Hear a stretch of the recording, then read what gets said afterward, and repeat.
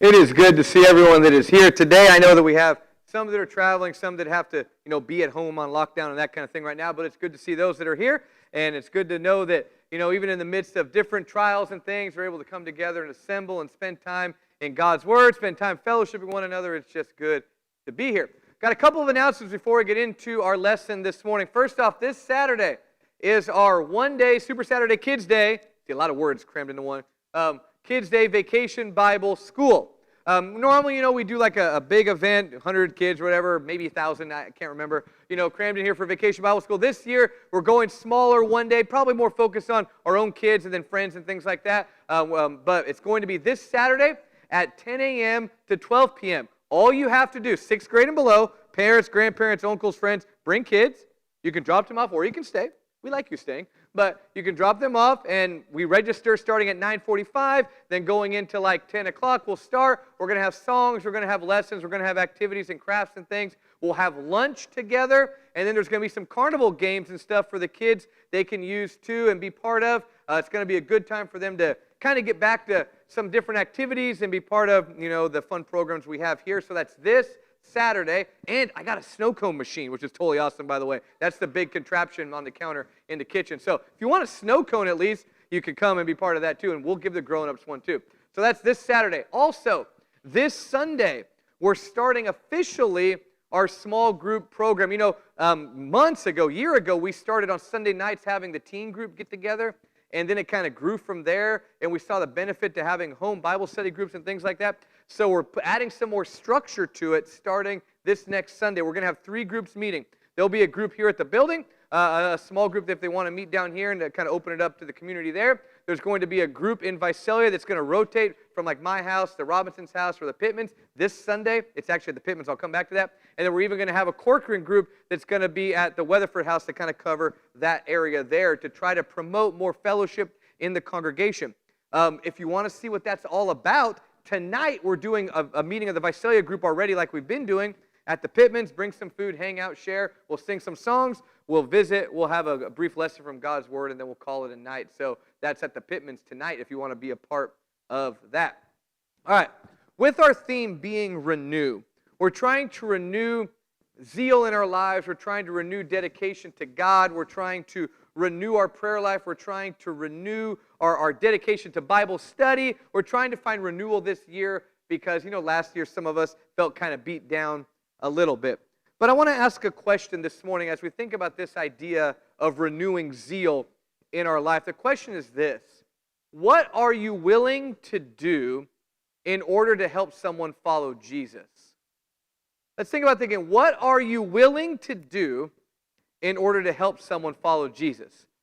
I know sometimes, and I mentioned this before, that we come up with some pretty grandiose ideas. Well, I die for somebody to preach them the gospel, or I do this or that.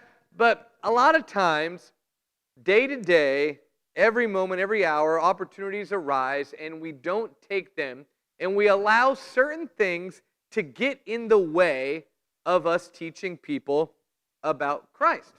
And let's take it a step further. Maybe not so much what are you willing to do in order to teach people about Jesus, but maybe let's get personal. What are you willing to get over in order to teach people about Jesus?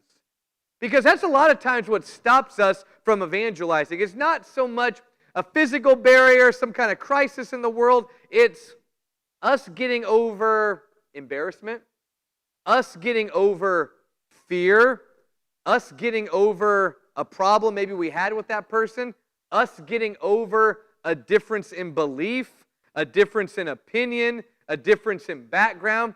To truly evangelize and teach people about Jesus, we have to get over stuff. We have to learn to let certain things go. We have to learn to ignore certain differences in belief.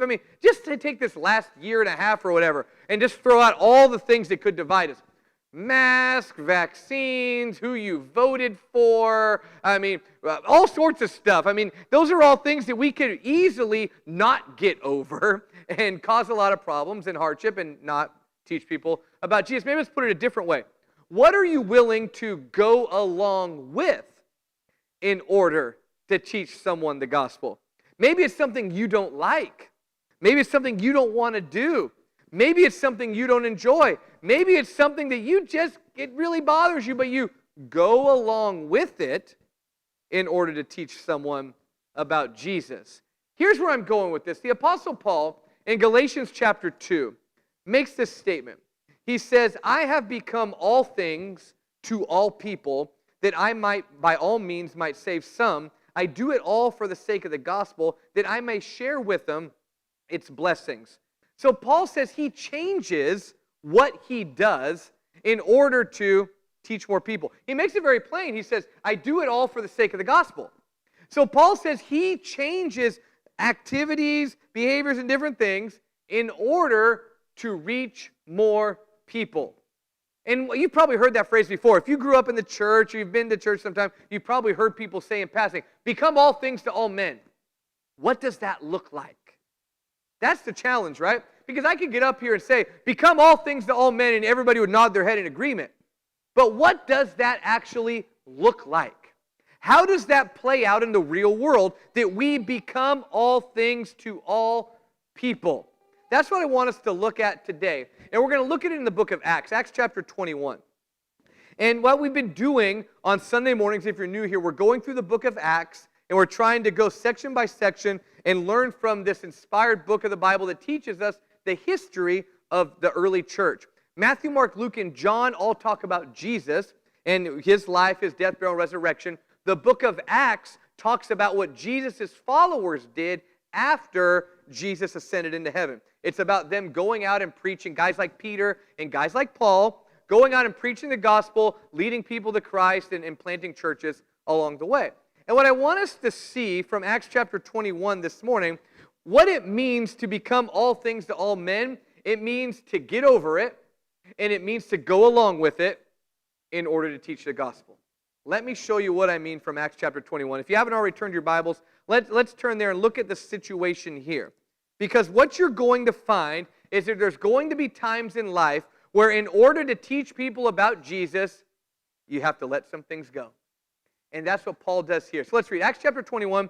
Verse 15, it says they got up and they went to Jerusalem. You remember last week, they were all warning Paul, don't go to Jerusalem. Paul, don't go to Jerusalem. They're going to try to kill you. And Paul says, I don't care. I'm going to go there anyway. So he does.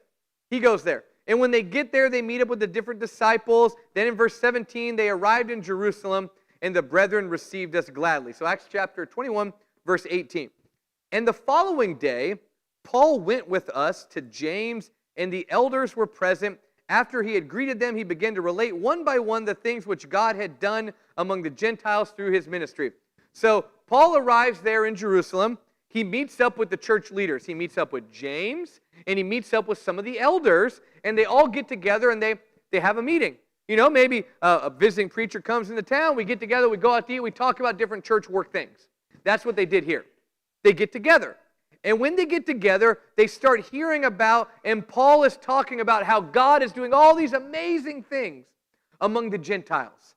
The Gentiles are becoming Christians. And you can imagine the people are excited to hear this. They're zealous. They're loving this story. They're hearing about all this, and the good news is being shared. In fact, verse 20, it says, and when they heard it, they began to glorify God.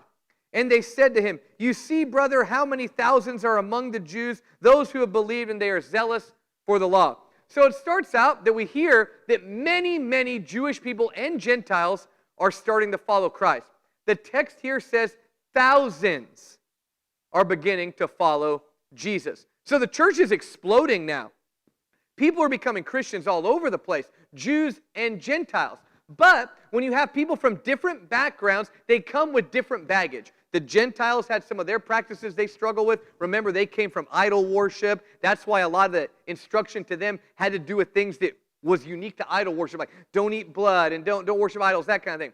They had their own challenges. The Jewish people came from a different background. They followed the Old Testament law of Moses, and they had some challenges coming out of that. But many Jewish people are beginning to follow Christ. But with that, then, there comes a problem. Look at verse 21. And they have been told about you that you are teaching all the Jews who are among the Gentiles to forsake Moses, telling them not to circumcise their children, nor to walk according to the custom. So here's what's happening now. You have Jewish converts who are still zealous for the Old Testament. They want to follow Jesus, but they're also still trying to follow the Old Testament law. And that would mean a lot of different things. It could be sacrifices, it could be different purification rituals, it could be different feasts, all that, but they're still gung-ho for these Old Testament practices, and they're not really fully understanding that Jesus fulfilled that system. We don't go to the temple to offer sacrifice because Jesus is our sacrifice now. You know, that kind of idea. They didn't understand the fulfillment of that. And with that, then, there's a challenge because these Jewish converts are thinking that Paul is coming around and he's telling them to just get rid of the Old Testament. Because let's picture this now. You grew up always following the Old Testament. You knew the law, you tried to keep all the cleanliness rituals, you went to the temple, you went to all those different things, you participated in Judaism from beginning to end, all of it. And now you have someone like Paul who's telling you to follow Jesus, who's the Messiah. And you're like, all right, I'll do that. I believe in the Messiah. But along with it, Paul is saying things like, well, holy days aren't really significant anymore. Some of these rules about what you eat. All animals are clean, you know, that kind of thing. And you start hearing all this kind of stuff, and it kind of bothers you. Because you thought that you could follow Jesus and still keep all of these practices from the Old Testament. And now you're upset because it seems like Paul is just disregarding the Old Testament, which you can imagine how they would feel that way. In fact, the word that they use here for forsake is the same word for apostate, aka in Greek. They're saying you're apostatizing. You are just forsaking, getting rid of, casting out the old law. And they're upset by this. They think Paul is coming in and just throwing out centuries of history of religion. And they're bothered by this. You can think how that would be that way. They're trying to follow Jesus. These aren't bad people. It's not like they're forcing the old law, but they're like, well, make sense of this for us, Paul. It seems like you're just casting it out.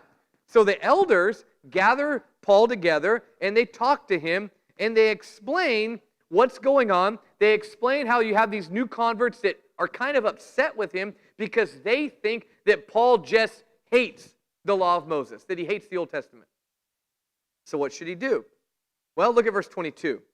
Here's the question. What then is to be done? They will certainly hear that you have come.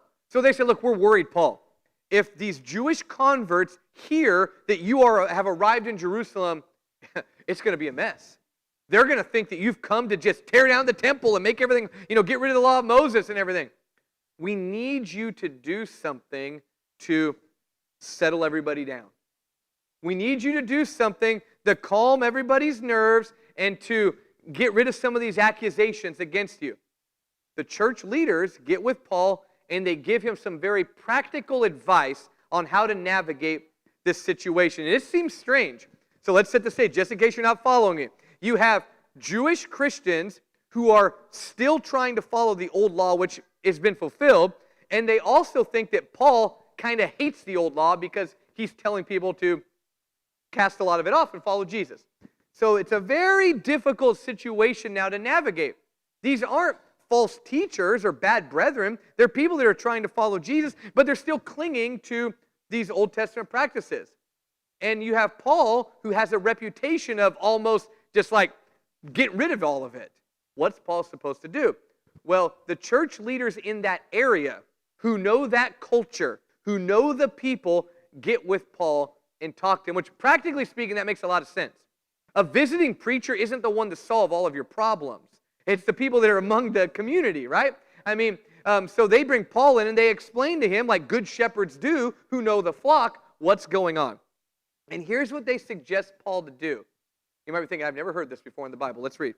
Verse 23. Therefore, do this that we tell you. So listen up, do this, Paul. Here's how you handle this situation. We have 4 men who are under a vow.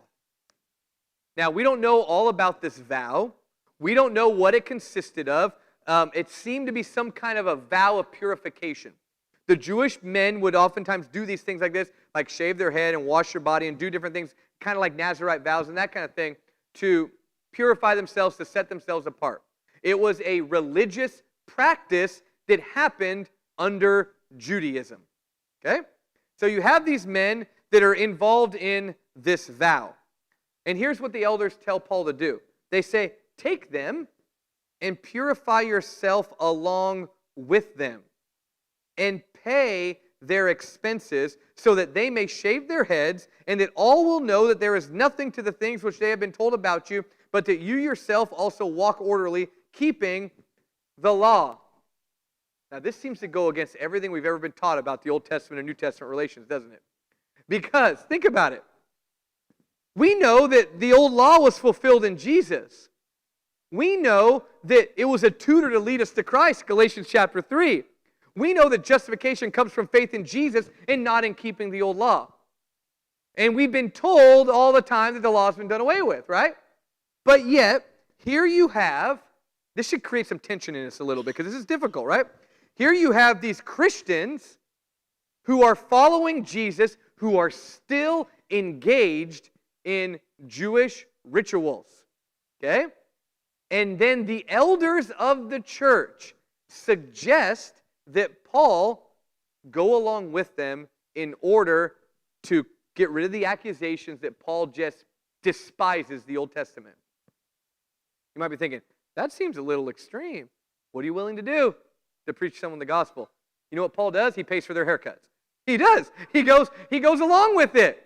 He funds the expense. He goes through the practice here of this ritual. And he does it. The elders suggest him to do this, and he goes along with it.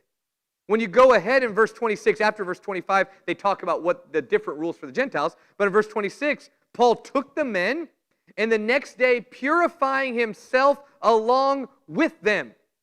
So here you have Paul, evangelist of Jesus Christ, going through a ritualistic purification process and entering into the temple and then telling everybody that he did it.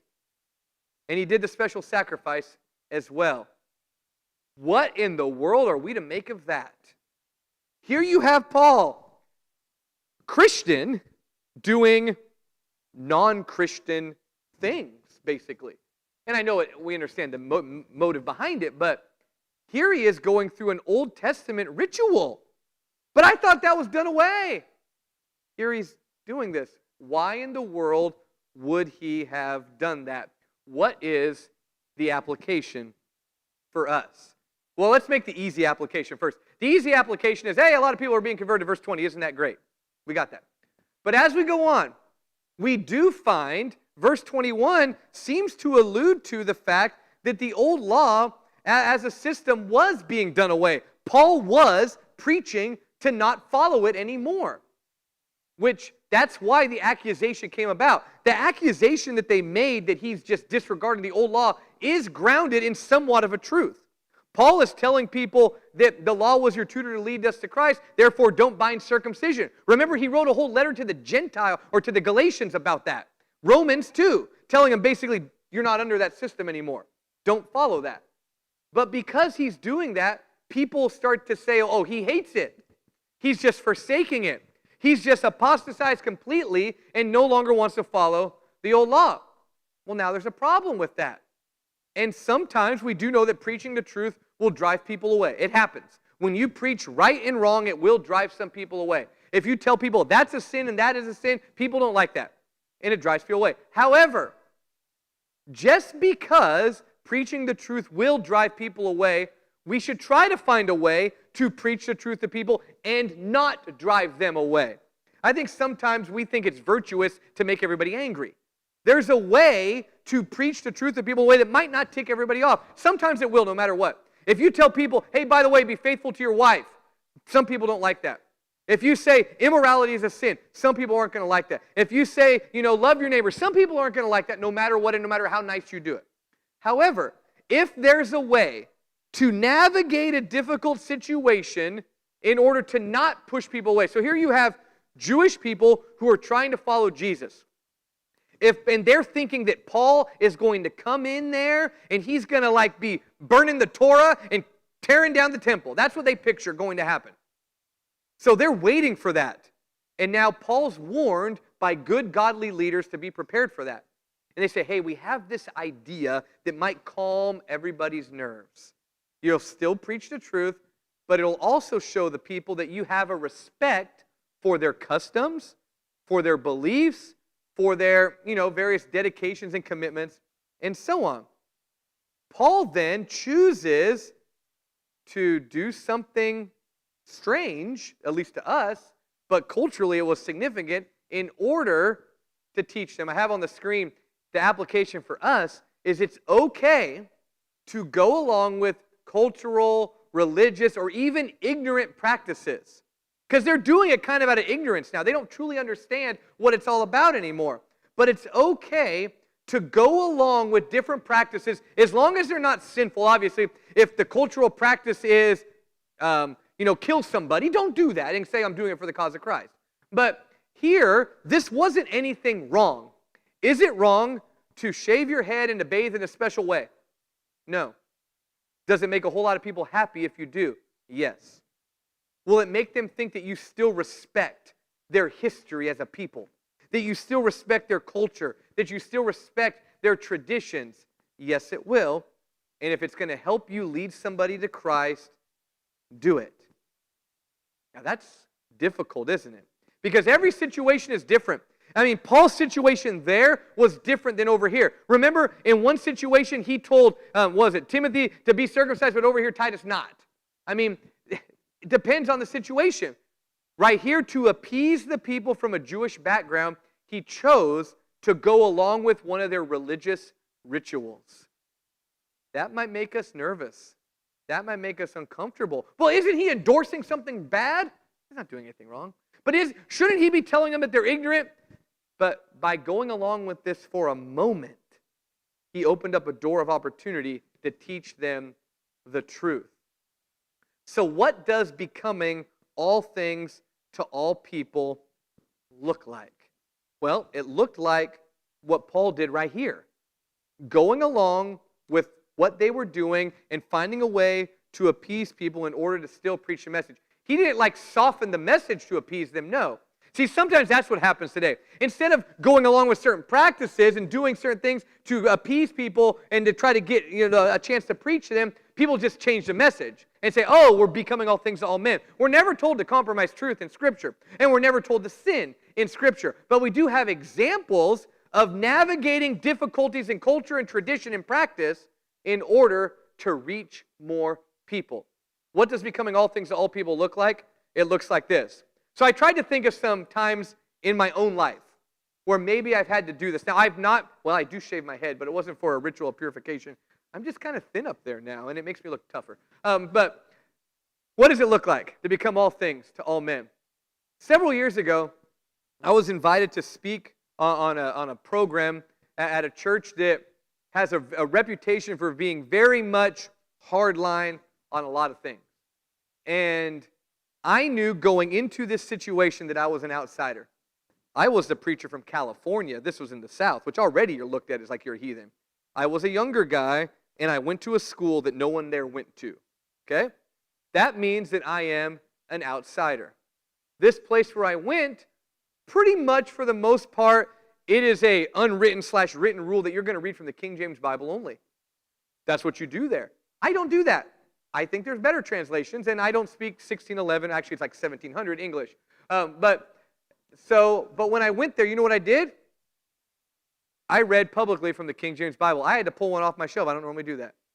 I wore my best suit and tie because that's what everybody wore there, and I don't like suits and ties.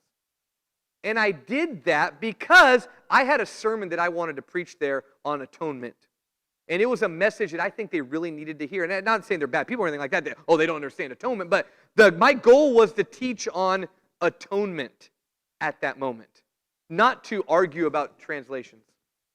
Not to talk about dress and worship. At that moment, to become all things to all people, I got over the issue that I really wanted to argue about and went along with it. So that way, the young guy from California who went to a different school than all of us, that's probably some crazy liberal, I didn't want to give them a chance to think that. So I hiked up my tie, and it was a calfskin King James, by the way, because preachers still got to use calfskin Bibles. And I went up there, and I preached from that Bible in that way and was able to build a relationship there that now has opportunities to deal with those issues. I went along with it.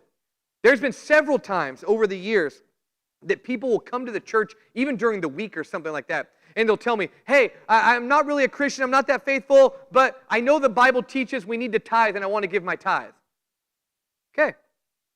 I first off believe that the tithing system, the 10% of the Old Testament, was to support the priesthood, and that we're supposed to give generously, we see in the New Testament, but the idea of the quote-unquote tithe, I think we're missing the boat on that a lot of times. However, someone comes to me and says, I need to give my tithe. Is that the time and place for me to go, you know what, let me teach you a little bit better about what the Old Testament process of tithing was all about so you better understand giving? No. You know what I do? We'll gladly accept your offering right now. Can I pray with you? I get over it at that moment because that's not the argument we need to have at that time. I've had people come to the church before and say, I want to know if I can come into your sanctuary and pray. Well, this isn't a sacred place. I mean, we're the church. There's nothing special about praying here versus praying outside or praying at home. But I choose to not deal with that question at that time. I go, sure, come on in here. Would you like me to turn on the lights? I'll be outside if you need me. Why? Because I'll go along with that. I think it's a flawed thinking. It's flawed to believe that you have to go to a church building to pray to God. That is not biblical. But I go along with it then because I want to help this person. It's flawed to believe that as long as you give 10%, you're still good with God when you live a life of sin. I know that, but right then that person really felt like they needed to give, so I went along with it.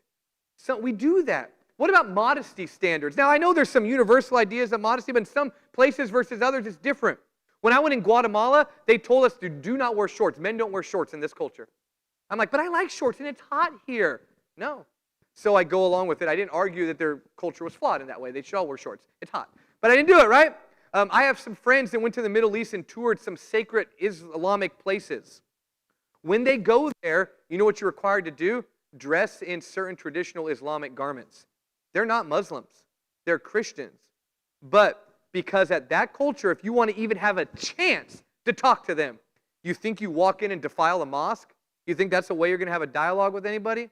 No. So you put on the hijab and you go inside. A preacher friend one time told me, and this one really stuck with me. This one might make us uncomfortable a little bit too. This preacher friend of mine, and he's one that's preached here before, an older guy that's very wise in handling different situations. He told me that one time when he was preaching in this place, that there was this couple that he'd been working on. The wife and the kids went to church, but the husband didn't. The husband was one that liked to mock Christianity, thought it was stupid, thought that if you went to church, you were just foolish and ignorant, and was just open about his disdain for the church. Well, apparently something happened, and there was some way this guy got convinced to come to the church service with his wife and kids. I don't know if it was a vacation Bible school or kids were getting an award, whatever it was. And he came. And afterwards, he got suckered into going out to eat with the preacher and his wife, and with his wife and his kids there. And it was obvious this guy's disdain for the church, and he was kind of huff and gruff and, snide comment here and there about Christianity. And the preacher's trying to make the situation calm down and trying to reach out to this guy. And so as they're ordering pizza, and the preacher goes, hey, order what you want, it's on me. So this man looks at him and goes, I'll take a Bud Light. So he knows the preacher's not a drinker. He knows that most preachers probably aren't going to buy you beer, right? So now, my wife told me, don't tell you this is going to get you in trouble. But I tried to think, what would I do in this situation? That's a real life situation now. You know this guy is looking for a reason to go, ha, you're judgmental, I knew it. So I remember a word, because this is a preaching school, we're hearing this, by the way, and all of us are like, oh man, what did he do?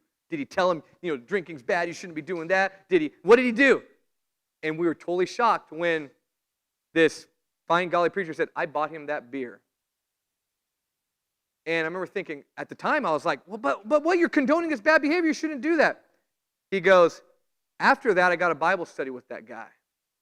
And he goes, and after that, the guy apologized to me and said, look, I was just testing you. You knew I was testing you. And the fact that you didn't take me out behind the pizza parlor and whoop me for trying to put you on the spot like that spoke to me so much that I thought maybe there's something to this Christianity. The guy became a Christian. Now, I'm not saying go out and buy people beer in order to convert them.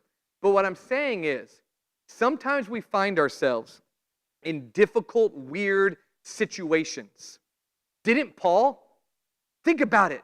Paul was willing to shave his head and go through a pointless purification ritual because now they're purified in Jesus. You're baptized into Jesus Christ. You're pure from your sin. You can enter into the heavenly temple that way now. We don't have to enter into a physical temple.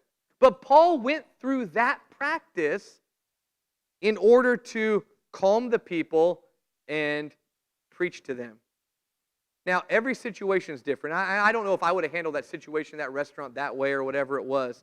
But I do know I found myself in situations over the years where I've had to get over some things. Maybe someone will say something in conversation that just goes against maybe my political leanings. They'll say, "Can you believe what Joe Biden did?" Or "Can you believe what Donald Trump did?" And you're like, "Eh." And no. I'll nod my head and go, "Yeah, politicians are losers, aren't they?" You know, whatever it is. Try some generic way to handle it, right? Because you go along with it. You get over it. Someone makes a statement about something, and they're so upset about it. I do this all the time with you guys, by the way. I'll be in the foyer, and someone goes, "You know, the other day, I went to this church, and they were doing this." And I'm like, "Oh, really?" In the back of my mind, I'm thinking, either you're really right or you're really wrong. But I'm like, I'll just let it go. What does becoming all things to all people look like? It means doing whatever is necessary to help someone follow Jesus. It doesn't mean sinning. It never means sinning, so don't think I'm saying that. It never means compromising the truth. No, there's a lot of false teachers out there that do that today. That say, "Oh, to reach people with Jesus, we won't talk about sin anymore." The Bible talks a lot about sin, and it talks a lot about obedience, right? And repentance. But becoming all things to all men means doing what is ever necessary besides sinning to help someone follow Jesus. Now, the situation in your life might be different than the situation in my life. The situations that we will find ourselves in will be different than the situation that Paul found himself in. I've never found myself in a situation where I've had to, go through a ritual purification process in order to reach someone the gospel. But you know what? I have put on silly costumes and jumped up down on stage here at Vacation Bible School. And I don't really like doing that, okay? But I do it because I want people to follow Jesus. I put myself in awkward, uncomfortable situations because I want people to follow Jesus. I wear certain attire in one place and different attire in another because I want to follow Jesus. I put aside my strong opinions on things, but you've known me long enough. I'm pretty opinionated, right? I put those opinions away in order to help people follow Christ. So what does it mean to become all things to all men? Sometimes it means get over it. Sometimes it means go along with it in order to teach people the gospel. Now, this lesson made me uncomfortable to put together, and I'm really sweaty up here preaching it because this goes against a lot about how I would normally do things. But Acts chapter 21 here really called me on the carpet on this idea on what am I willing to get past in order to help someone follow Jesus. And by the way, as I was preparing this lesson, because my number one pet peeve is people parking in front of my house. I look outside the window, and there's a car parked in front of my house. It's not my car. And I usually get really grumbly about that, which I'm supposed to love my neighbor, I know. And Zinni says, you really should get over it. Right as I'm writing this on a slide, she said, get over it. She's right. The Bible's right. Sometimes we have to just get over some things because we're on this earth for a short time. We have a really important mission that we're a part of. Everything else doesn't really matter. What matters is eternity with God and helping people experience that. The lesson is yours this morning. There's been a song that was selected that Curtis will lead here in just a moment. If there's anyone here that isn't a Christian, we want to help you become one. If you want to learn more, talk to me afterwards. If you have a need, let one of us know. We want to help you follow Jesus. We're not perfect in how we follow Him. We're still fumbling along the way, but we believe that through Jesus Christ there's hope, there's forgiveness, and there's a better future. So if that's something that you want to be a part of and you're not part of it, come forward and talk to me. As together we stand and as we sing.